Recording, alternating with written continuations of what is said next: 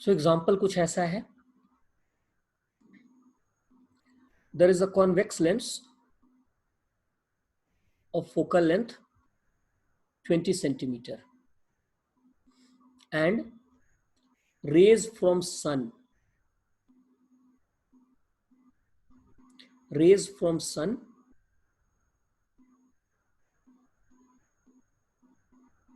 say sun is very far away.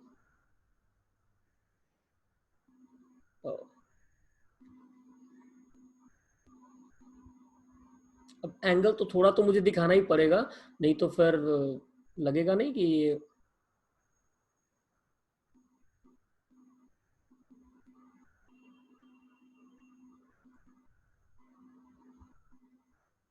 दिखेगा ही नहीं फिर.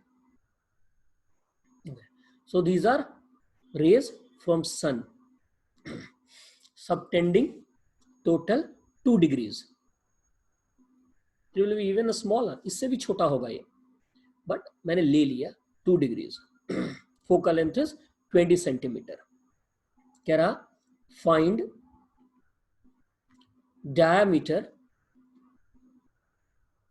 of image of sun.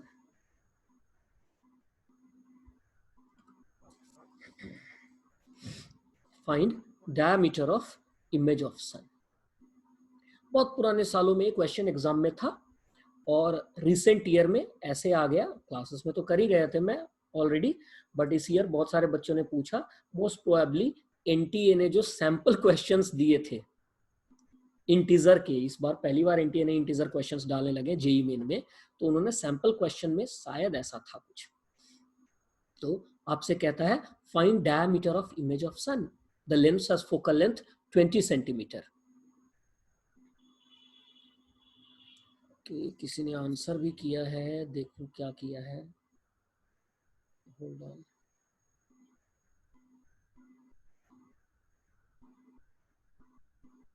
$40 centimetre approx.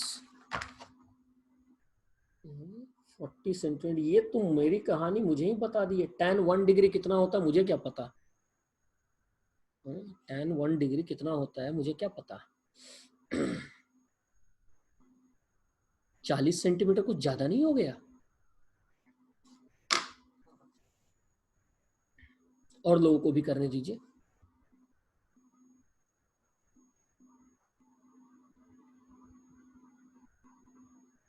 $20 centimetre देखते.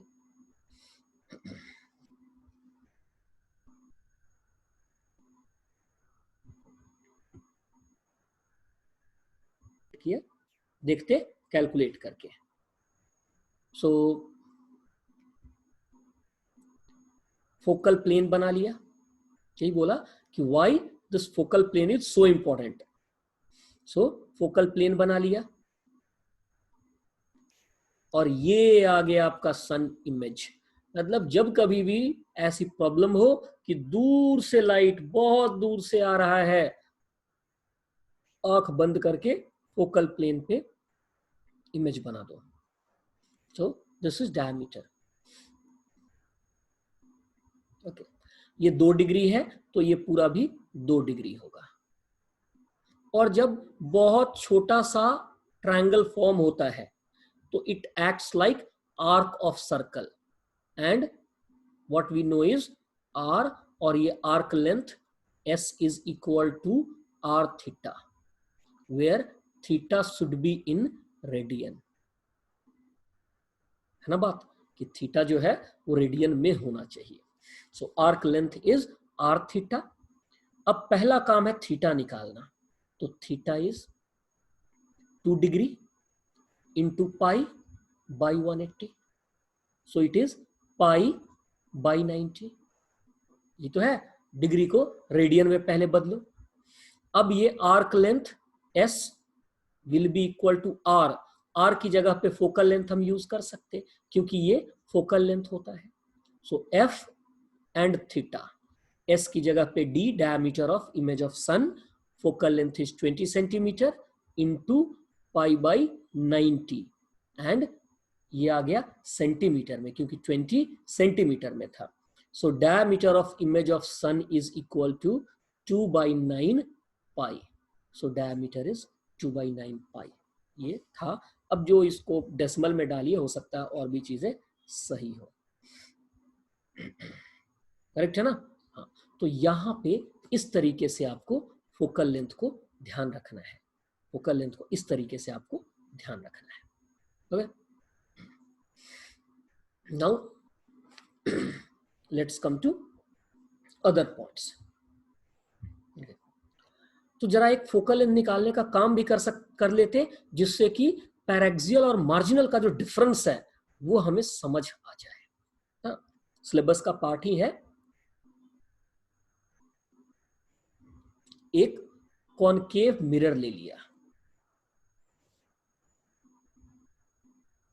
एक कॉनकेव मिरर ले लिया,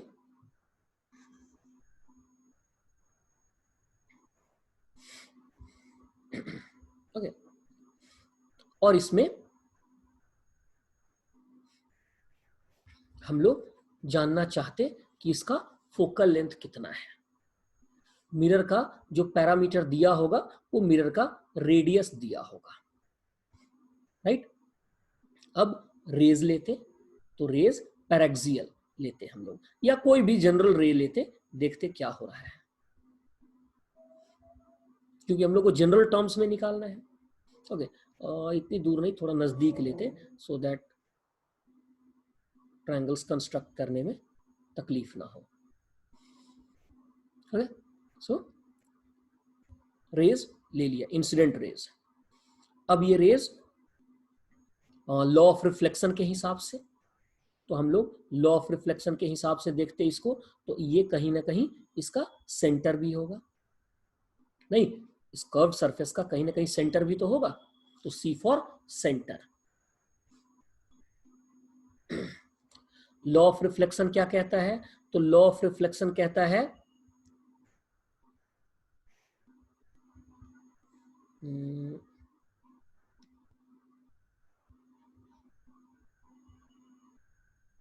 ये मैंने इनको ज्वाइन कर दिया। अब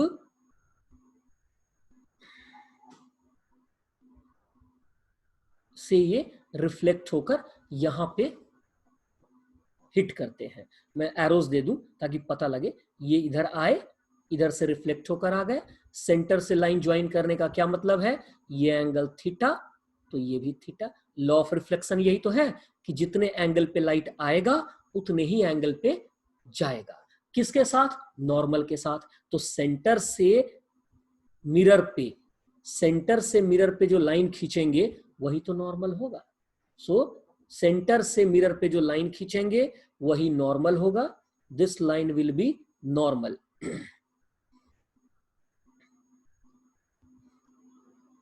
एंड नॉर्मल से इंसिडेंट रे का जो एंगल है, रिफ्लेक्टेड रे का भी वही एंगल है।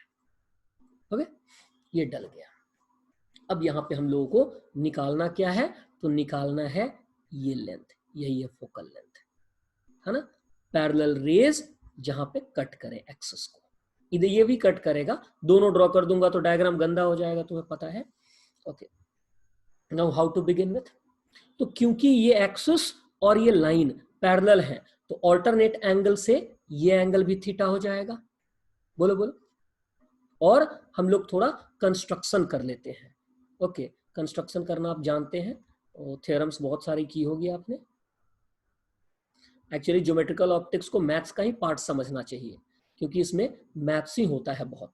ओके, तो ये मैंने एक परपेंडिकुलर प्लॉट कर दिया, यहां से एक परपेंडिकुलर डाल दिया, ये लो, so that now we have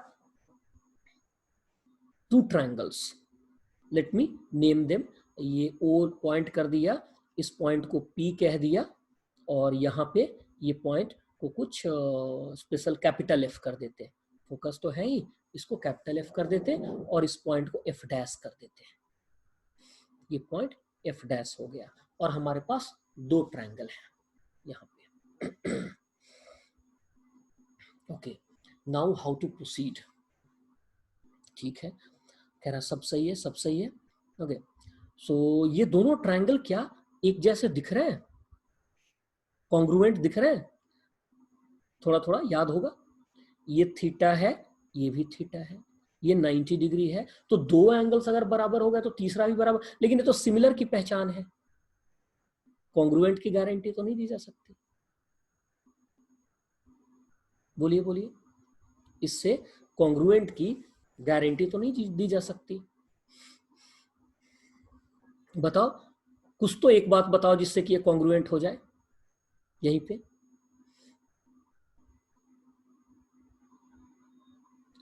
बस सुन ही रहे हो, कुछ बोलोगे? तीनों एंगल सेम सिमिलर है, ए रूल से हो जाएगा। ओके, हाँ बात सही है। देखिए ये जो परपेंडिकुलर है ये तो दोनों ही ट्रायंगल में कॉमन है, तो ये परपेंडिकुलर जब दोनों में कॉमन है तो साइड सेम हो गया। हाँ, तो साइड सेम है और इसी साइड के दोनों तरफ ऑपोजिट डायरेक्शन में ट्रायंगल्स फॉर्म हो रहे हैं, तो प्रॉपर्टी चाहे आप ए से कह लीजिए या ये साइड कॉमन, दो एंगल सेम, जो भी कहिए इसको। हाँ समझ गया, मैं पूछना काम है ना, क्योंकि सीखना आपने है, मुझे थोड़ी। ओके, तो so hence we concluded that CFF dash and PFF dash are congruent. Okay, so one thing now, can I say that because of this length is r by 2, this is also r by 2, centre से sphere तक, centre से sphere तक, mirror spherical है तो इसीलिए sphere कह रहा हूं, ये डिस्टेंस रेडियस कहलाता है, और परपेंडिकुलर डाल दिया जिससे कि ये दोनों ट्रायंगल कॉन्ग्रुएंट हो गए, तो ये बेस दोनों के बराबर हो गए होंगे, तो ये r by 2, ये भी r by 2। ठीक है इतना। और अगर ऐसा है तो इस राइट एंगल ट्रायंगल में cos theta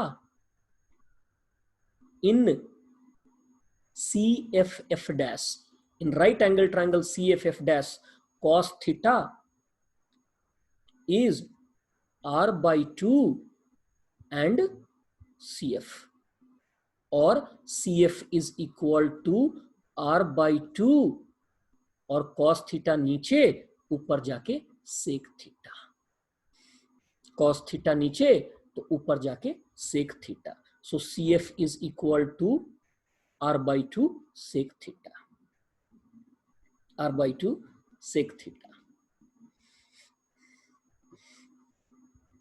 So CF is r by 2 sec theta.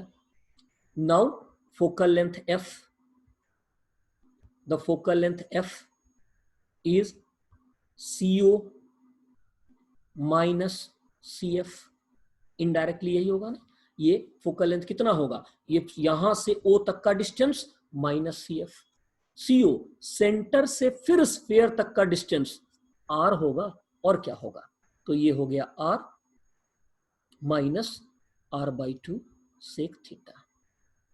अरे ये तो वेरिएबल आया, तो is focal length of a concave mirror variable? Focal length of concave mirror, here we have obtained r minus r by 2 sec theta. Focal length हम लोगों ने ये निकाला है।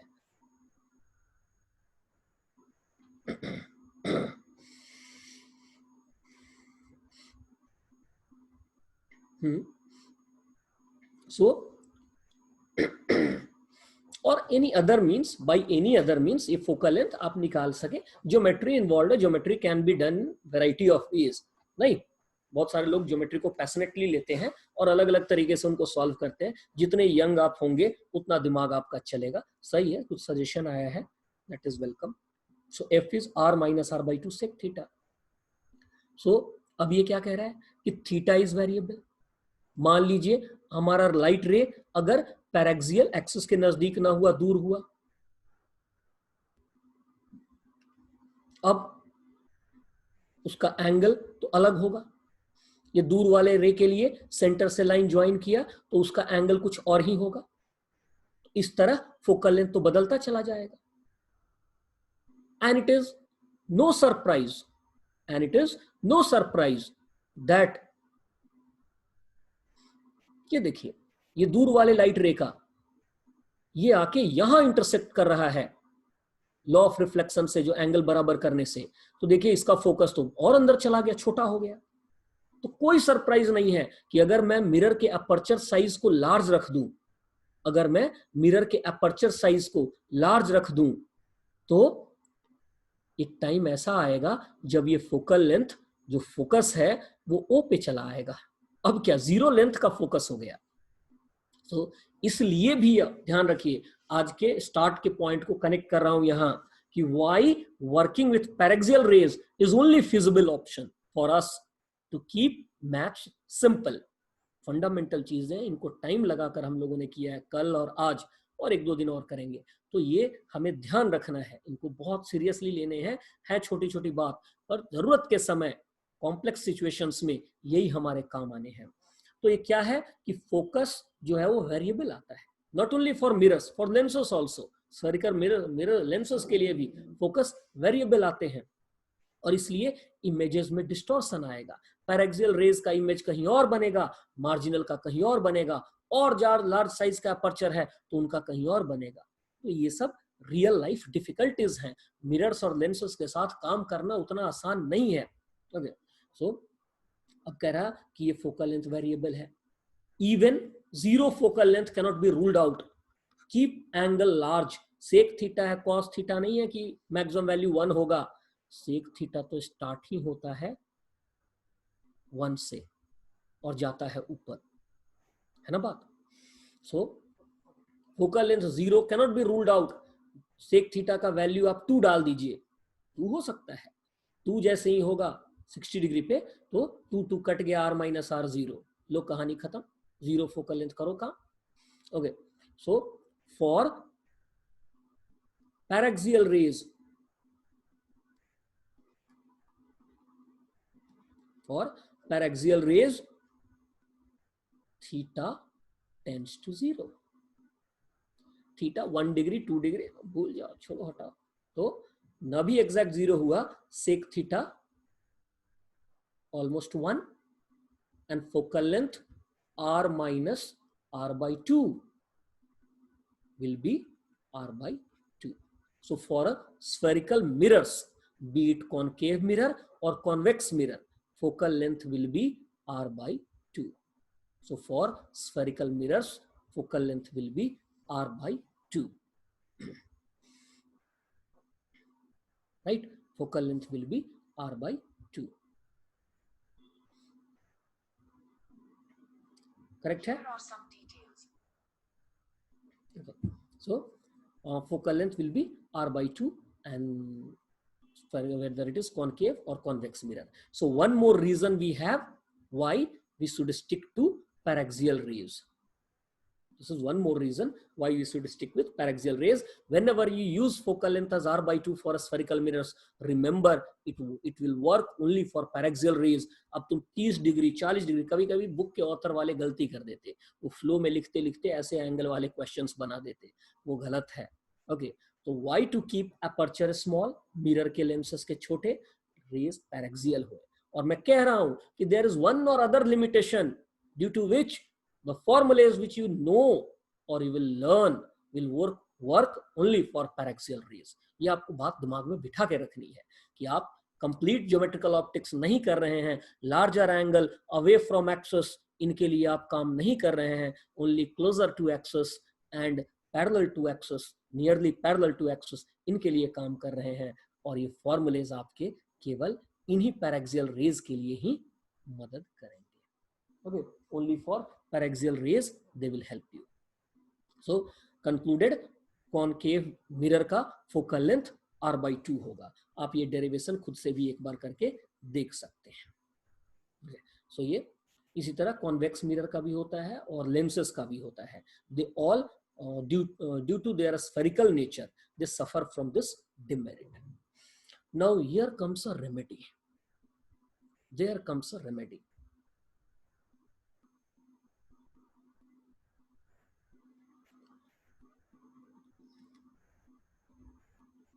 स्फेरिकल मिरर्स में, लेंसेस में, जो स्फेरिकल लेंसेस हैं उनमें है प्रॉब्लम, तो यहां एक रेमेडी की भी बात है।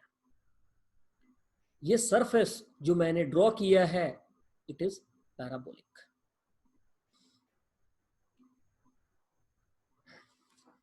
This surface is parabolic. Okay, for parabolic surfaces they have unique behavior,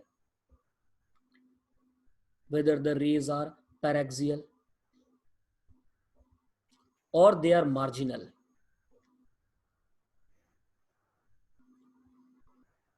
They will all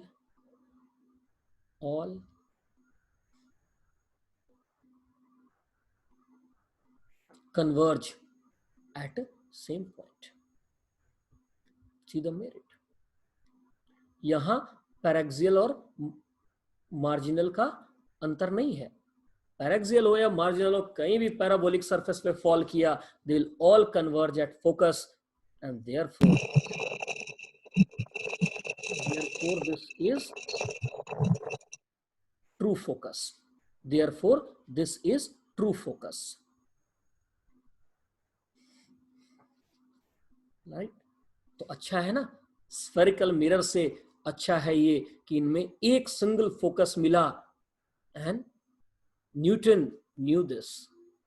therefore he made telescopes reflecting type. एक तो लार्ज साइज के वो लेंसेस फॉर्म करने बड़े डिफिकल्ट होते हैं और कॉस्टली होते हैं.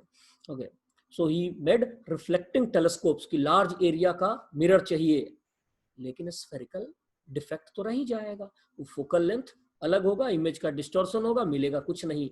सो he used parabolic reflectors. We also use, okay, the best example of parabolic reflector you will see in disc antennas. जो डिस्क शेप, प्लेट के शेप का एंटेनास है, जो डीटीएच वाले एंटेना है आपके, उनमें देखिएगा कि उनमें जो रिसीवर है वो लगा होता है फोकस पे, सो दैट बहुत दूर से रेज आ रहे हैं तो उन रेज को जहां कहीं भी वो हिट करेंगे they will all gather and concentrate near the focus. So the surface of this antennas are not spherical. वो कर्वेचर स्फेरिकल नहीं है, उसको लार्ज फोकल लेंथ का, क्योंकि वो रिसीवर ना थोड़ा दूर रख, देखते हैं आप, एक डंडा लगा होता है उसमें लगा होता है, तो कर्वेचर थोड़ा कम रहता है. देख के आपको लग नहीं रहा होगा, सेंस आ रहा होगा ये पैराबोलिक है, पर है वो पैराबोलिक. इससे वो सब एक ही जगह पे फोकस होंगे. सो पैराबोलिक रिफ्लेक्टर्स भी ध्यान रखिएगा, कहीं वन फॉर्म वन वे और अदर ये यूज में आ सकते हैं कि इनमें फोकस पे ही आता है सब और एक ही कॉमन फोकस होता है. स्फेरिकल्स में प्रॉब्लम है. स्फेरिकल में आप वही देखा हमने कि अप्रोक्सीमेट किया और पैराक्सियल के लिए ही फोकल लेंथ r/2 के बराबर आया था. okay. So basic things about this focus and focal length और कैलकुलेशन भी हो गया. तो क्या हुआ, एक था ऑब्जेक्ट डिस्टेंस, दूसरा था इमेज डिस्टेंस और तीसरा फोकस. अब ये तीनों मिलेंगे और आपको रिजल्ट्स देंगे. एनीवे हम लोग सिस्टमेटिकली डिटेल करेंगे, पर फिलहाल खुशी है इस बात की कि कल वो यू और वी की बात की थी, साइन कन्वेंशन की बात की थी, आज फोकल लेंथ की भी बात कर ली, मतलब मिरर या लेंस का पैरामीटर भी पकड़ लिया. अब जरा एक दो एग्जांपल फॉर्मूला डाल के देखते हैं हम लोग निकाल पाते या नहीं निकाल पाते.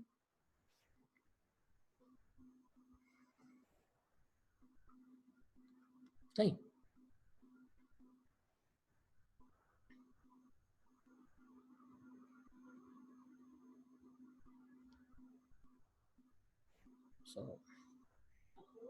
धीरे धीरे, कोई जल्दी नहीं है, हम लोग धीरे धीरे सीखेंगे. ओके, इसका रेडियस है 40 सेंटीमीटर और क्वेश्चन कुछ इस तरीके से दिया है. Real object at 30 centimetre distance from mirror, find image distance. Also nature of image. Okay, and what you can do is use formula 1/v plus 1/u is 1/f. Okay, ये formula तो बचपन से आप देख रहे हैं. अब ये फॉर्मूला तो आप बचपन से देख रहे हैं, थोड़ा रीअरेंज कर दूं इसे. 1/v is 1 by f minus 1 by u. It is fu u minus f, or it becomes v as fu by u minus f.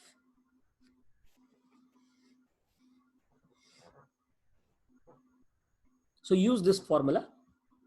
कोशिश कीजिए कि इसी को यूज करने की आदत डालिए. कंडेंस्ड है,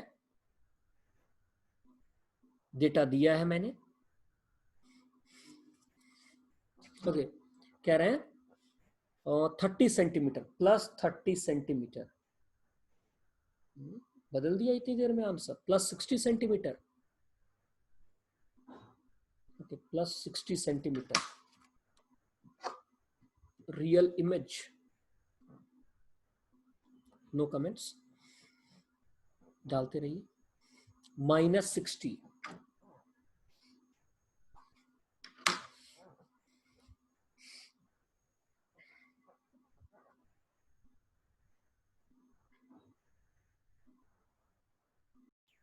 ओके, सो बहुत सारे आंसर्स आ गए. माइनस 60 वाले ज्यादा हैं, रियल इमेज वाले भी हैं. ओके, सो देखिए, आप डेटा को कोरिलेट कीजिए डायग्राम के साथ. एग्जामिनर बहुत चालाक होते हैं और आपसे ज्यादा नहीं है वो. ठीक, डेटा को कोरिलेट कीजिए डायग्राम के साथ. रेडियस कह रहा है 40 सेंटीमीटर. ओके, और ऑब्जेक्ट कह रहा है 30 सेंटीमीटर, लेकिन कह रहा है रियल ऑब्जेक्ट. रियल मतलब सचमुच का. रियल ऑब्जेक्ट किधर होगा? इंसिडेंट साइड में होगा. इंसिडेंट साइड ये है, इधर से ही तो लाइट जाएगा, तब तो आएगा वापस. अब जैसे आए मुझे उससे मतलब नहीं. इसका मतलब ऑब्जेक्ट यहां है, रियल. सच में लाइट रेज वहां से गई है. Correct. The first thing which you should do, पहले स्टेप बाय स्टेप करेंगे, बाद में अपने आप आ जाएगा, या बचपन में किया होगा स्टेप बाय स्टेप, तो अब जरूरत नहीं है. मेरा काम है सिस्टमेटिकली बताना. So the first thing you need to do, वो अपनी आंखें इधर करके देखो. आंखें इधर है पर तुम देख सारे सकते हो. You are universal. ओके, तो यहां पे स्टेशन हो जाओ, खड़े हो जाओ. ओके, तो अब देखा कि ओके रियल ऑब्जेक्ट ये तो पीछे छूट गया. ये u जो है ये पीछे छूट गया. तो साइन कन्वेंशन के हिसाब से u का वैल्यू ले लो. तो u का वैल्यू कितना हो गया? u का वैल्यू हो गया -30 सेंटीमीटर, क्योंकि तुम्हारे पीछे है, तुम्हारे पीछे है ऑब्जेक्ट. बस डेटा निकालने से मतलब रखो. रे डायग्राम में जाओगे उलझ जाओगे.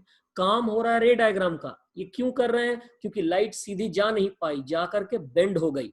तो जब भी बेंड होगी हमें एक ऑब्जर्वर डालना होगा. मिरर या लेंस का केस होगा, जैसा कल देखा था. u यहाँ पे -30. That's it. मैथ्स केवल डेटा के साथ काम खेलता है. फिजिक्स सब चीजों को उलझा देता है. Okay, so now focal length. the center of the mirror is behind. ये पीछे है. क्यों? इस तरफ को कर्वेचर है, तो सेंटर भी पीछे है. तो इसका मतलब रेडियस को डालना हो, हमें डालना है फॉर्मूले में r/2. रेडियस को डालेंगे -40. ये नहीं कि दिया है रेडियस 40 तो हम भी डाल देंगे 40, बोलेंगे कि नहीं दिया है 40 हमने भी डाला 40. अरे तो फिर तुम्हारा क्या काम था? हाँ, तो कर्वेचर लेफ्ट को है, तुम खड़े हो राइट को, क्योंकि लाइट इधर से इधर जा रही थी इसलिए तुम ऐसे खड़े थे. अब सेंटर कहाँ निकला? पीछे. तो पीछे वाले को क्या कहोगे? नेगेटिव.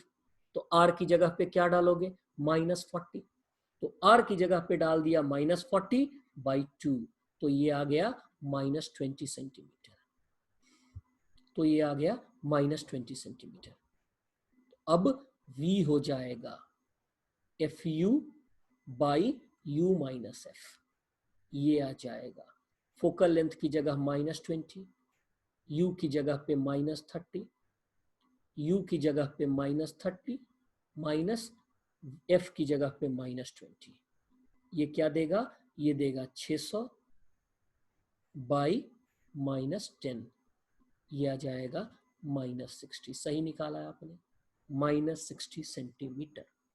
सो v आ गया, मतलब इमेज का डिस्टेंस आ गया -60 centimetre.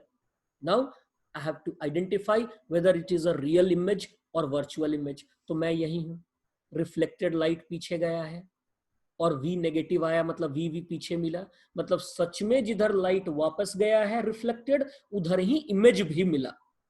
So it has to be real image.